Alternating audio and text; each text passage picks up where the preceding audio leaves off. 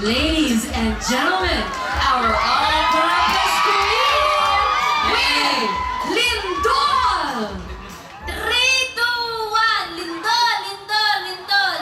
Kapag nagkakaroon ng lindol sa anong panig ng lugar, kailangan huwag tayo maging kampante. Kailangan natin gumamit ng duck cover and hold na kung nasa ilalim ng mesa, kailangan maghanap ka ng matibay para meron kang panlaban, para meron kang pansandata.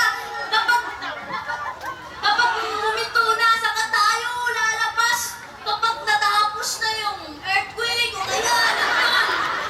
Kailangan maghanap tayo ng safe na hindi maaapektuhan yung head natin kasi once na maaapektuhan yan, madadamage yung head natin. Papaano tayo mabubuhay sa ating mundong ibabaw na to? Kailangan may matutunan tayo sa duck and cover hold. And wag tayo basta-basta mag-go sa labas kasi may maaapektuhan, may mababagsakan ng mga kuryente, mga metal, at kung ano-ano pang mga bubong na kung ano-ano pang mga gusali na dumaraan.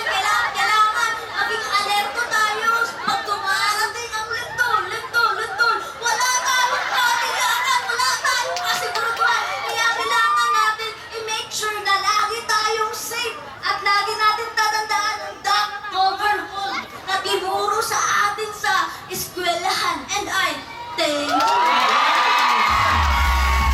Naiiyak sa event kaya kasama. Yes, yes, yes. Galing.